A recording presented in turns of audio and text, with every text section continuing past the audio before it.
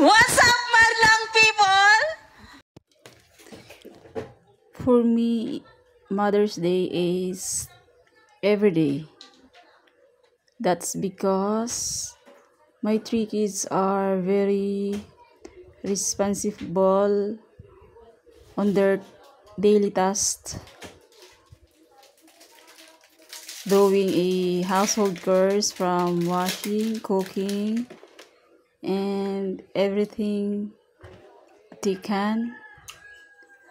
So ito, last Sunday, my oldest daughter cooked a pasta carbonara, and while I'm cooking a pork steak and inihaw in a pan.